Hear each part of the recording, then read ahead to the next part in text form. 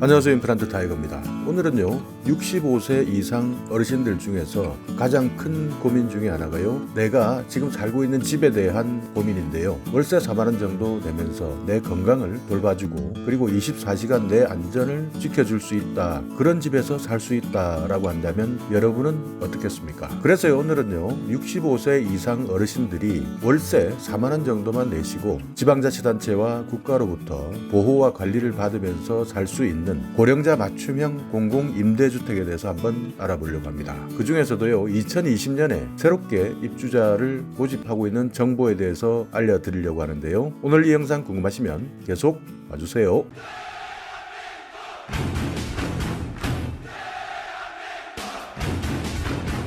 네, 나이가 든다는 것은요 누구도 피해갈 수 없는 일이죠. 그렇기 때문에 이유야 어찌됐든 사연이야 어찌되었든 나이가 들고 나서 내 몸 편히 누울 수 있는 공간, 내 건강이 예전과 다른데 누군가 나를 보호해주지 않는다면 언제 어떤 위급한 상황이 발생할지도 모르는 그런 취약한 어르신들도 많이 있습니다. 경제적으로도 어렵기 때문에요 내 몸 하나 누울 수 있는 공간을 찾기 위해서 헤매시는 어려운 분들도 많으신데요, 이런 분들이 정보에도 취약하셔서요 이런 고령자 맞춤형 공공임대주택이라는 정보 자체도 몰라서 정말 너무나 열악한 주거 환경에서 힘들게 살아가시는 분들도 많습니다. 지난번 영상에서 제가 자세히 설명한 적이 있는데요, 고령자 복지주택이라는 것은요 아래층에는 고령자 친화형 사회복지시설이 있고요, 그리고 위층에는요 임대주택이 복합적으로 설치된 맞춤형 공공임대주택을 이야기합니다. 여기에서요 어르신들께서 사시는 주택은요 문턱을 제거했고 씻으실 때 높낮이가 조절이 가능한 세면대가 있고요, 욕실문 같은 경우에는 미닫이로 설치를 미끄러지거나 갑작스런 사고에 대비할 수가 있고요, 욕실이나 복도에는요 어르신들께서 손잡이를 잡고 보행하실 수 있도록 안전 손잡이를 설치해 두었습니다. 바닥은요 미끄럼 방지용 바닥으로 만들었고요, 또 세대 내에서 안전 유도등을 설치해서 비상 상황이 생긴다 하더라도요 안전하게 바깥으로 나가실 수 있도록 안전 유도등까지 설치가 되어 있는 주택인데요, 복지관 같은 경우에는요 건강관리시설, 생활지원시설, 그리고 문화활동지원시설이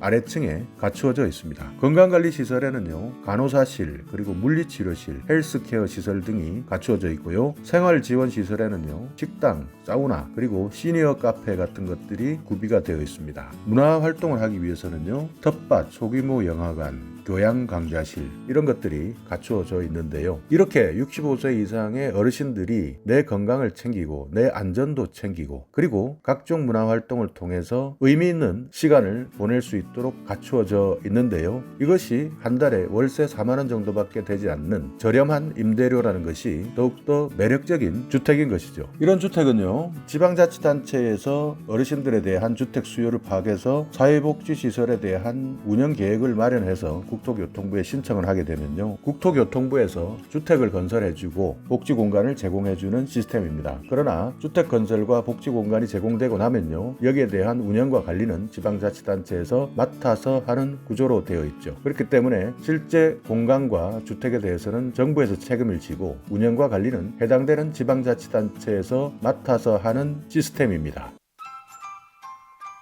물론 여기에 아무나 들어갈 수는 없습니다. 먼저 65세 이상이라는 나이가 해당이 돼야 되고요, 생계급여나 의료급여를 수급하는 기초생활수급자에 해당되시는 분들이 1순위에 해당이 되고요, 국가유공자나 위안부, 한부모 가정, 북한 이탈 주민, 장애인 등에 해당되어야 하는 기준도 있고요, 또 도시근로자 평균소득 50% 이하라는 기준도 해당이 되어야 합니다. 65세 이상의 생계급여나 의료급여 수급자, 도시근로자 평균소득 50% 이하, 국가유공자나 위안부, 한부모 가족, 북한 이탈 주민, 장애인 등이 해당이 된다라는 사실 정도를 기억해 두시기 바라겠습니다. 자, 그렇다면요 가장 궁금한 2020년 입주자 모집을 하고 있는 곳은 어디일까요? 자, 표를 보면서 설명을 드리겠습니다. 첫 번째는요 광양 칠성지구입니다. 150호를 건설하고 있는데요, 사회복지관 면적은 1181평방미터인데요 모집 공고는 2020년 5월, 그러니까 다음 달이죠 모집 공고를 할 예정이고요,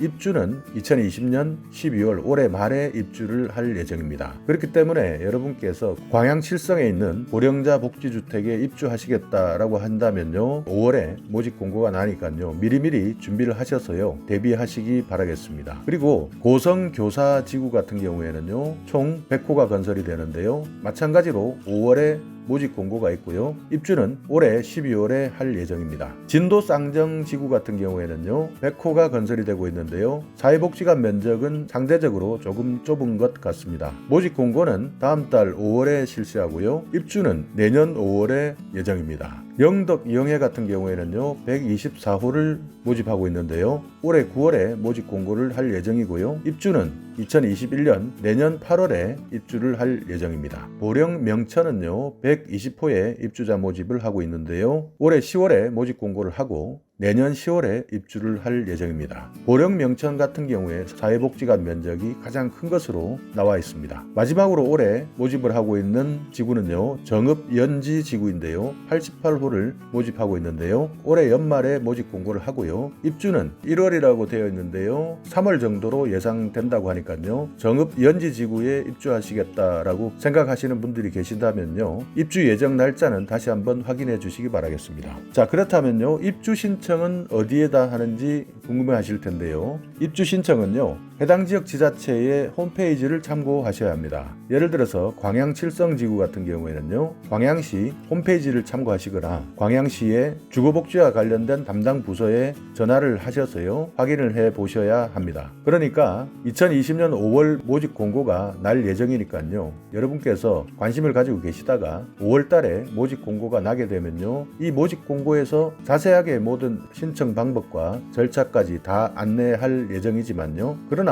궁금한 것이 있으시다면요, 전남 광양시의 주거복지와 관련된 담당 부서에 전화를 하셔서 상세한 입주 상담을 해 주시면 됩니다. 마찬가지로 고성교사는 고성군에 있는 주거복지 담당 부서와 상의하셔야 되고요, 진도, 영덕, 보령, 정읍, 이것도 해당되는 지방자치단체의 주거복지와 관련된 담당 부서와 상의하셔야 합니다.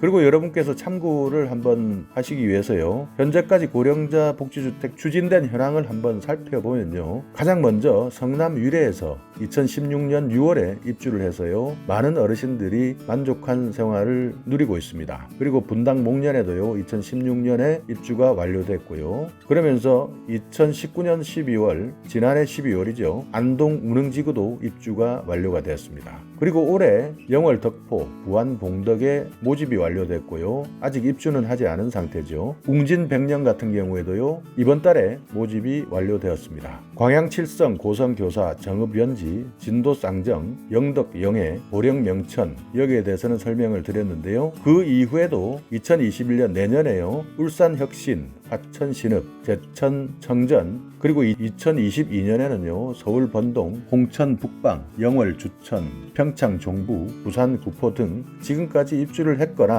입주를 예정하고 있는 곳이 전국 33곳 4,243호에 해당이 됩니다. 자, 이렇게 65세 이상의 어르신들이요, 경제적 부담도 덜고 내 건강을 지킬 수 있고 내 안전까지 지킬 수 있는 고령자 복지주택에 대해서 알아봤는데요, 여러분 주위에 입주하실 수 있는 자격이 되는데도 불구하고요, 이런 정보가 없어서 힘겹게 살아가시는 어르신들이 있다면요, 오늘 이 영상을 꼭 공유해 주시고 설명해 주셔서요, 조그만 정보에서 소외되어서 고통받는 일은 없었으면 좋겠습니다. 자, 오늘 이 영상 여러분께 조금이나마 참고할 만한 정보가 있었다면요, 오늘도 구독 그리고 좋아요 부탁드리겠습니다.